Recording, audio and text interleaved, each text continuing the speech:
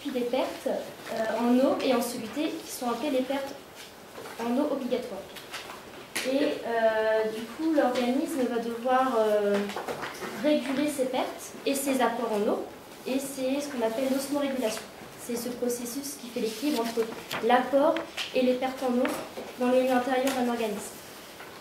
Et l'osmorégulation est l'ensemble des processus homéostasiques qui maintiennent l'osmolarité d'un être vivant à son niveau normal. Donc ici, les pertes en eau. Donc il convient de se demander quelles sont les stratégies adaptatives mises en place par les organismes afin de réguler leur flux hydrique et ionique en fonction de leur milieu. Donc pour cela, on va partir sur une première partie, donc les mécanismes impliqués dans les pertes d'eau du milieu intérieur de l'organisme. Donc les pertes d'eau liées aux fonctions biologiques pour commencer, nous avons donc la thermorégulation, la ventilation, l'excrétion et la transpiration. Donc ces 4 fonctions, on va le voir au fur et à mesure de l'exposé. Nous avons aussi donc, des pertes d'eau qui sont liées au milieu de vie des organismes. Donc on verra donc, en milieu aquatique et en milieu aérien.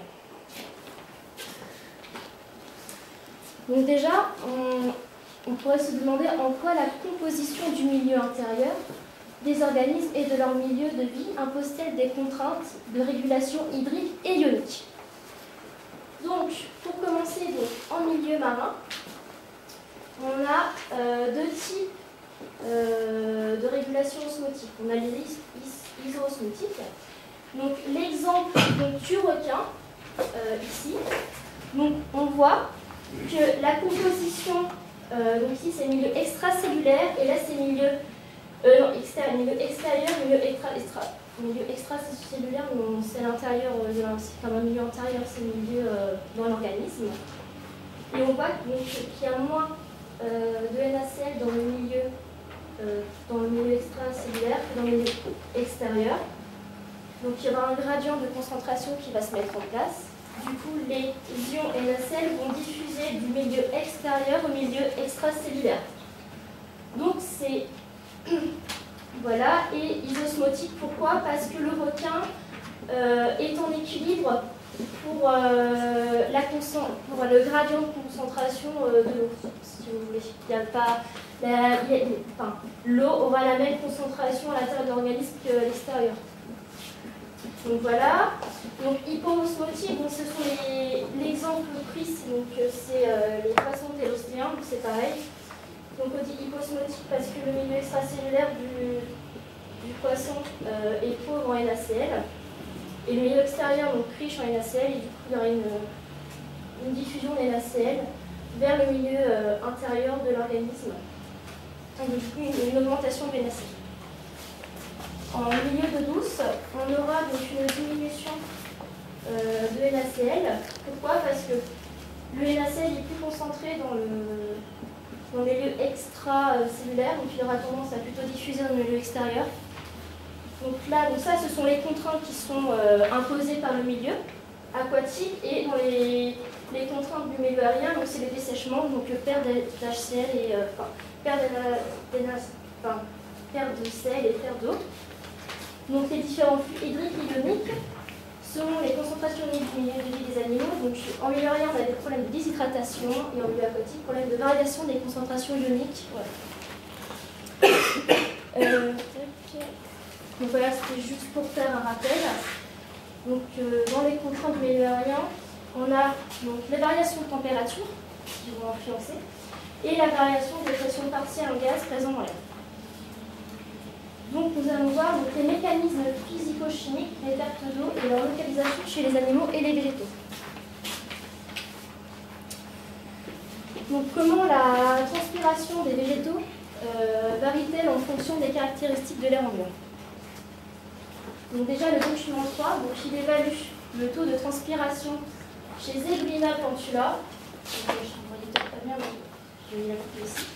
Donc dans un air qui sera renouvelé et stagnant ici, et dans un air qui va être renouvelé, cette courbe-ci, en fonction du diamètre cumulé d'ouverture des stomates.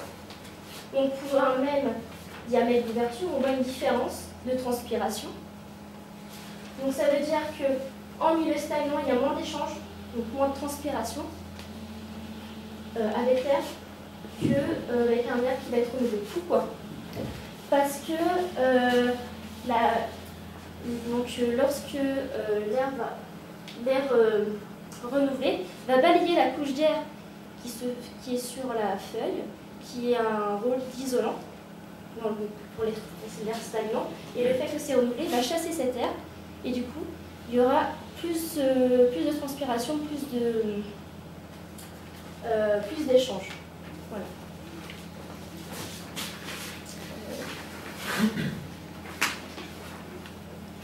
Donc maintenant, on va voir plus particulièrement les échanges. Donc ces échanges, en fait, suivent la loi de Fick. Donc un petit rappel ici, comme on l'avait vu avec la respiration. Ce qui était intéressant, c'était de rappeler que les pressions partielles sont maintenues constantes, ce qui assure la constance de gradient de concentration et des flux. Plus la constante de diffusibilité, qui est juste ici, va être grande, plus l'eau va diffuser plus facilement dans l'atmosphère et ainsi faciliter la transpiration, l'évaporation de l'eau.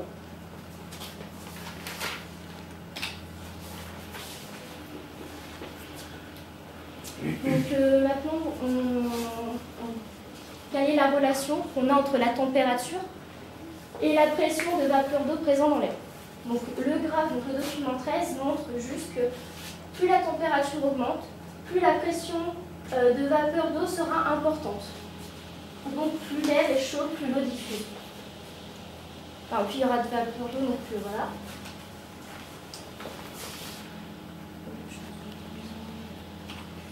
Donc comment évoluent les pertes en eau chez les insectes en fonction de la température? Donc c'est pareil, donc la température des vases cuticules ici et le taux de perte en eau ici. Donc on voit que plus la température, donc à un moment donné, à partir de 28 degrés, on voit une augmentation importante de perte en eau, alors qu'au début il n'y l'avait pas. Donc à partir de là, on a une augmentation importante de perte en eau. Et cette perte en eau, elle permet en fait de maintenir la température interne de l'organisme. Donc c'est le rôle de la thermorégulation. Et donc du coup,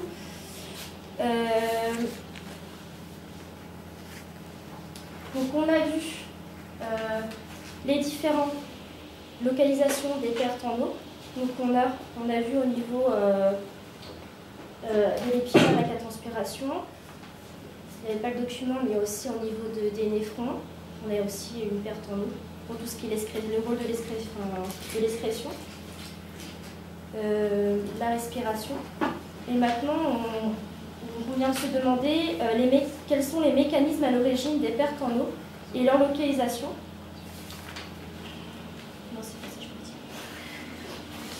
C'est quels sont les mécanismes physiologiques et métaboliques mis en place pour les organismes pour réguler ces pertes. Voilà.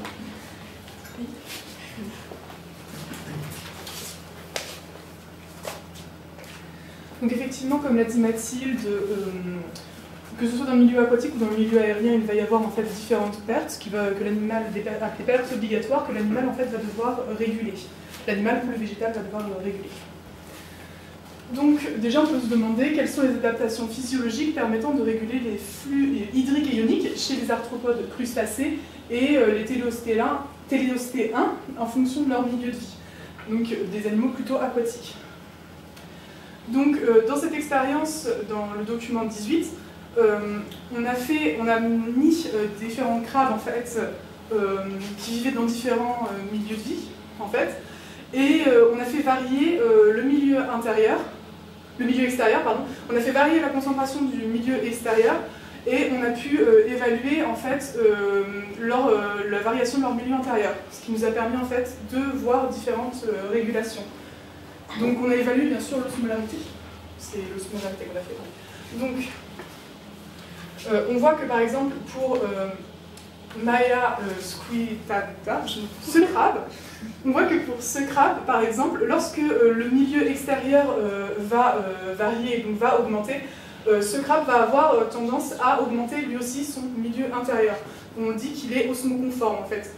Son milieu varie en même temps que le milieu intérieur et va suivre le milieu extérieur. Excusez-moi. Un deuxième crabe, lui, va en fait avoir une variation tout autre de son osmolarité. Donc, je n'arrive pas à lire son petit prénom, qui est illisible. Donc ce crabe, en fait, va en fait, réguler son milieu intérieur en fait, et va le garder constant, malgré une augmentation en fait, du milieu extérieur. Donc on dit qu'en fait, il est osmorégulateur.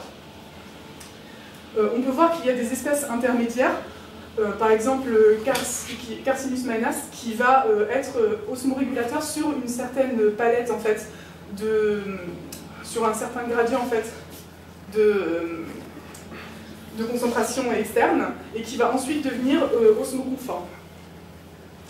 Donc pareil, dans cette deuxième expérience, en fait, on a cherché à comprendre comment varier en fait, le milieu intérieur, justement, quand on mettait ces espèces dans un milieu qui ne leur était pas favorable. Donc ici, on les a mis dans de l'eau de mer diluée.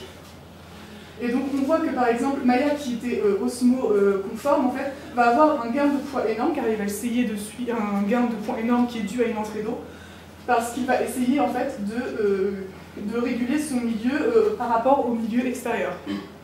A l'inverse, Carcinus maenas, qui est capable en fait, de garder un milieu intérieur constant, ne va pas avoir de gain de poids énorme et va pouvoir en fait, réguler son milieu intérieur.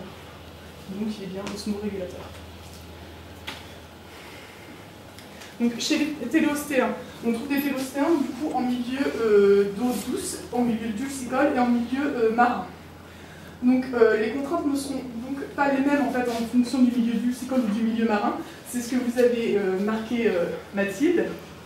Donc en milieu dulcicole, il va y avoir une contrainte au niveau du NaCl. Il va y avoir peu de NaCl dans le milieu extérieur. Donc le poisson téléostéen, pour pouvoir réguler son milieu intérieur, va chercher en fait, à recapter ces ions. En fait, et du coup, déjà, il ne va pas boire, déjà pour éviter de diluer son milieu intérieur. Donc du coup, il va pouvoir déjà réguler cette partie-là. Et en fait, via ces branchies, il y a des cellules spécialisées qu'on appelle les ionocytes. Il va pouvoir en fait recapter les NaCl du milieu, en fait, les solutés du milieu. Voilà. Au niveau des téléostéens marins, leur milieu donc, est riche en solutés, donc en NaCl. Donc ils vont avoir en fait un problème, c'est que l'eau va vouloir en fait diffuser vers l'extérieur.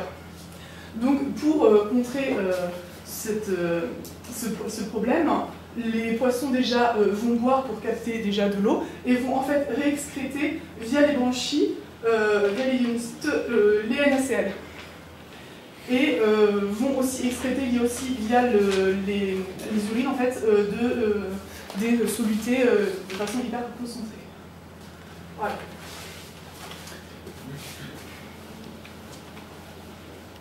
Donc maintenant, si on s'intéresse au milieu aérien, et si on évalue les concentrations des produits azotés chez l'homme, on peut voir qu'il y a une variation. Donc, comment varient les concentrations des produits excrétés lors de la formation des urines? Donc on peut déjà remarquer que au niveau des ions, en fait, tous les ions ne vont pas avoir déjà le même traitement, tous les produits ne vont pas avoir le même traitement. Donc par exemple, l'ion sodium, lui, va être extrêmement filtré et va être très peu excrété. Donc il va y avoir une récupération des ions avant l'excrétion des urines. L'ion ammonium, lui, à l'inverse, va en fait être extrêmement peu concentré dans l'urine primitive, mais à la fin, dans l'urine définitive, va être beaucoup plus concentré. Voilà. Au niveau du glucose, là on voit aussi qu'il y a un traitement tout autre. Au niveau de l'urine primitive, la concentration était relativement élevée, 5 mmol par millilitre, et dans l'urine définitive, on n'en trouve plus du tout en fait. Et comme vous le voyez au niveau de la quantité filtrée, elle est énorme. Donc en fait, le glucose va par exemple être réabsorbé. Et donc on va voir qu'en fait, tout ça permet en fait de pouvoir réguler en fait les flux ioniques en fait à l'intérieur du corps. Donc on voit que c'est une adaptation qui va être mise en place par le corps humain au niveau des urines. Il va y avoir quelque chose qui va permettre justement de réabsorber en fait, les solutés nécessaires au métabolisme. Voilà. Maintenant, on peut se demander, en fonction de l'habitat, comment va varier justement l'expression de ces produits azotés.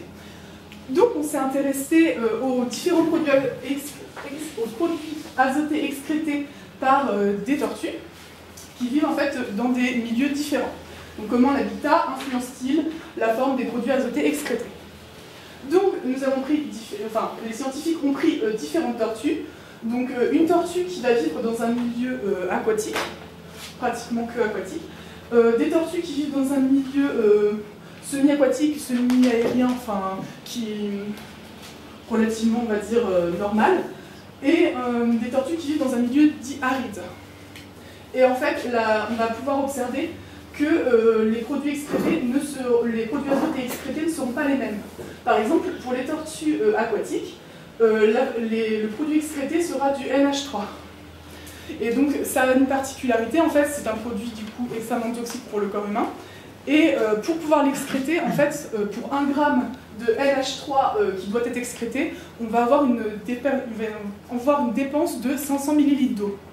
Donc on voit que ce genre d'excrétion ne peut se faire en fait que dans un milieu où l'apport d'eau est relativement important et constant. Respirez. Respirez. On est entre nous, hein. Cool. Dans les milieux aériens, du coup, où l'eau n'est pas forcément un problème, on va trouver une autre forme d'excrétion azotée, donc de l'urée. Et en fait, cette urée a une particularité, c'est que par rapport au NH3, en fait, elle permet de pouvoir garder un peu plus d'eau, parce que pour 1 gramme d'urée excrétée, on va avoir une perte de 50 ml d'eau. 50 millilitres. 50 millilitres d'eau. Donc déjà, on va pouvoir en fait avoir une réduction des pertes en eau. Pareil pour l'acide urique. Donc l'acide urique, c'est essentiellement des produits azotés l'expression des produits azotés qu'on va retrouver en fait chez les tortues qui vivent dans un milieu aride, car elle permet en fait de faire une économie encore plus grande d'eau. Pour 1 gramme d'acide urique excrété, on va avoir seulement besoin de 10 millilitres d'eau. Donc ça permet une économie énorme d'eau au niveau de l'expression des produits azotés. Donc on voit qu'en fonction de l'habitat, les différentes espèces ont pu mettre en place des stratégies pour pouvoir justement économiser l'eau dont elles ont besoin pour excréter leurs produits azotés. Autre adaptation qui est très intéressante en milieu aride, qui cette fois-ci n'a pas à voir par rapport à l'eau excrétée, mais qui permet en fait une économie d'eau. C'est celle du rat kangourou. Le rat kangourou a une particularité, en fait, c'est qu'il est capable de réutiliser son eau métabolique. En fait. Donc l'eau issue de son métabolisme en fait, va être récupérée, ce qui va permettre en fait une économie d'eau. Et comparé par exemple à l'espèce humaine qui lui va tirer son eau et essentiellement des liquides ingérés, en fait va permettre du coup de le laisser vivre dans des milieux plus arides où l'eau justement est un problème, où il ne peut pas vraiment en avoir facilement. Vous pouvez juste expliquer ce que c'est que l'eau du métabolisme?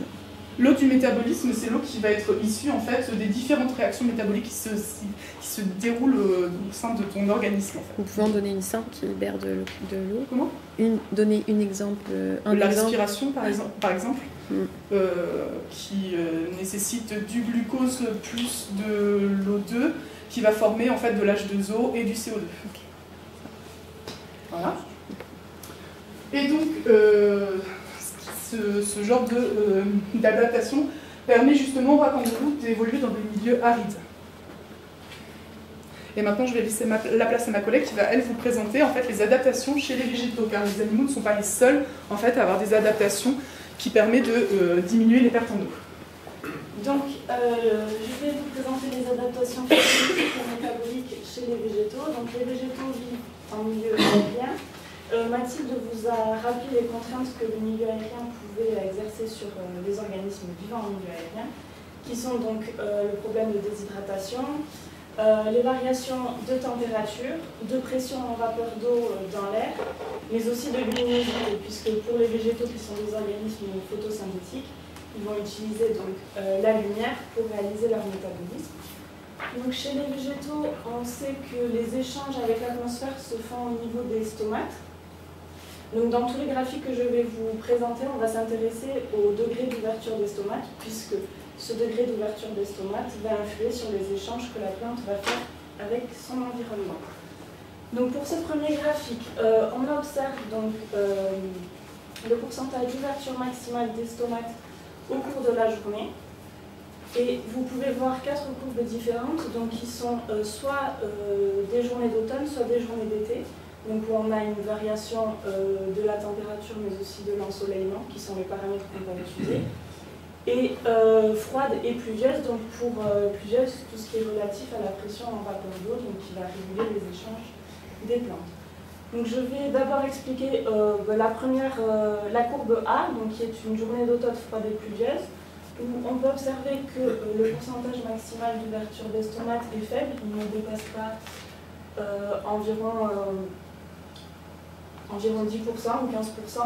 Donc cela est en relation avec la période dans laquelle on se trouve, donc une journée d'automne, où les plantes vont avoir un métabolisme, donc une photosynthèse moins importante du fait de l'ensoleillement, mais aussi que les plantes qui possèdent des feuilles ont moins de feuilles à cette période.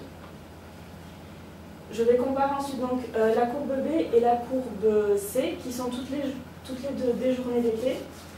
Chaude, et le paramètre qui varie ici est l'humidité, donc la pression en vapeur d'eau.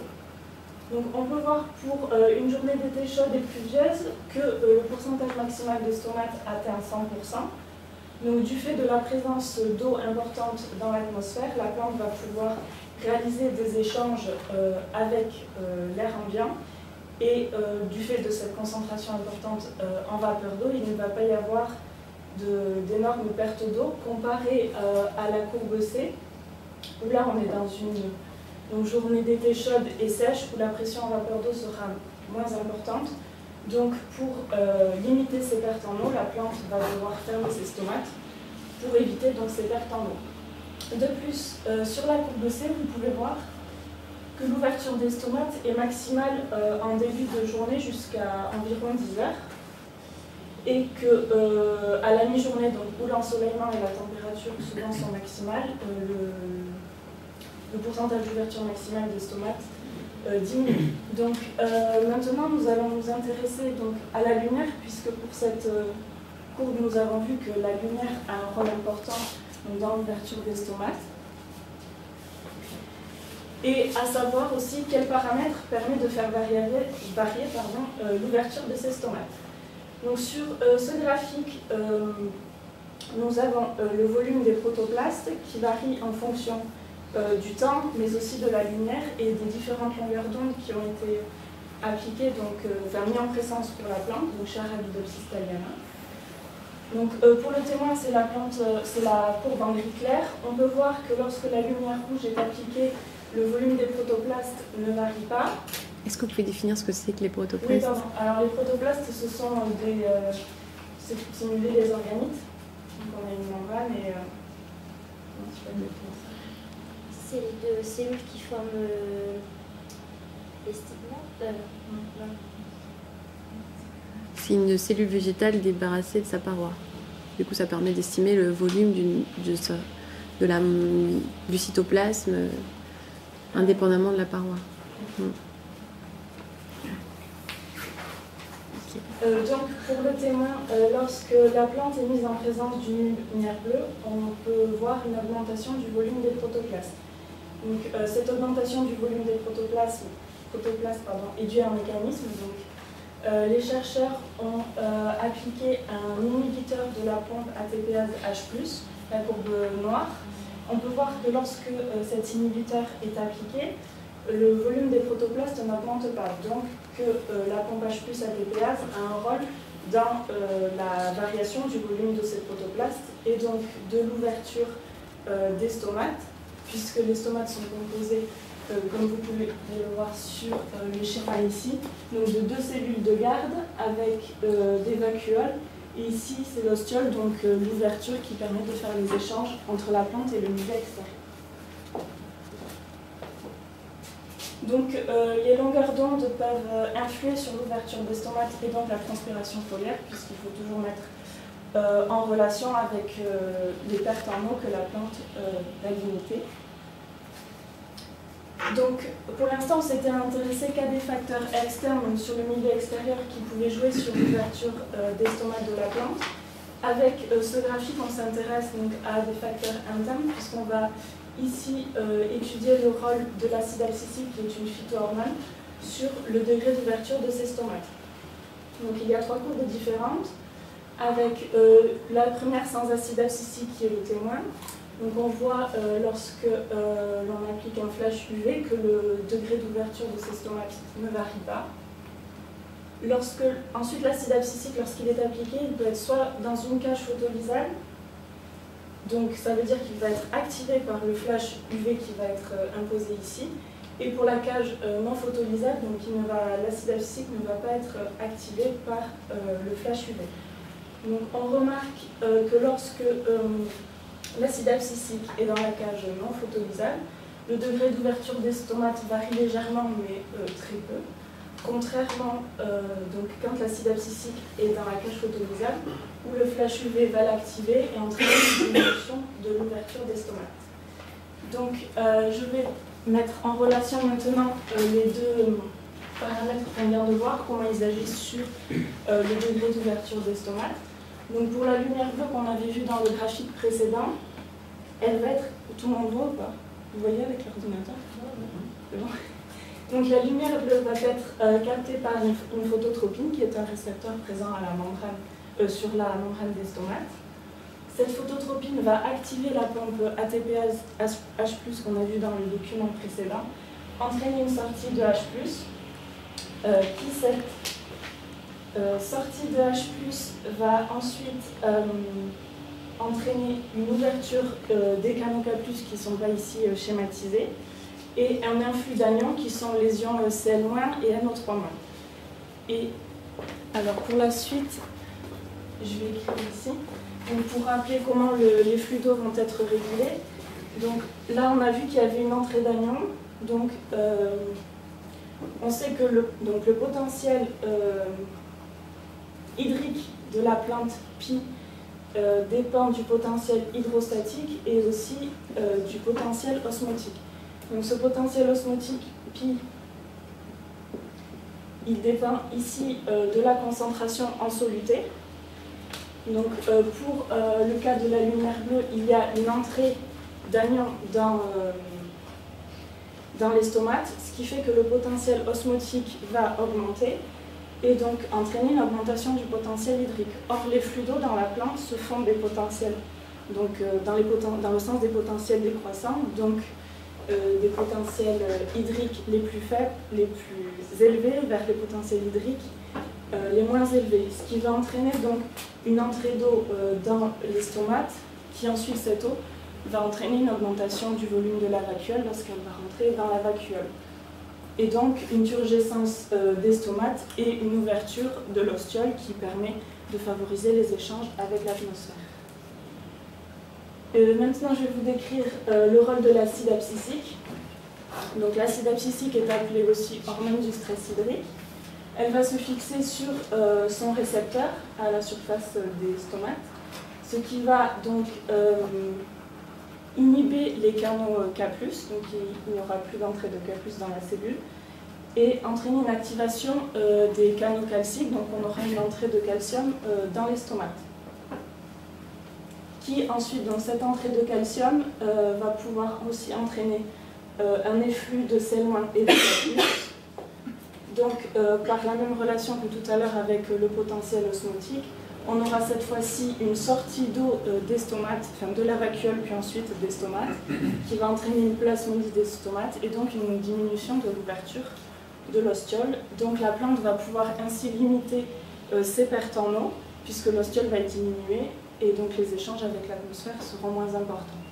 C'est pour ça que cette hormone est appelée hormone du stress hydrique. Donc, comme les animaux, on connaît certaines plantes qui dont leur milieu de vie sont des milieux très arides. Donc elles vont aussi mettre en place des adaptations physiologiques et métaboliques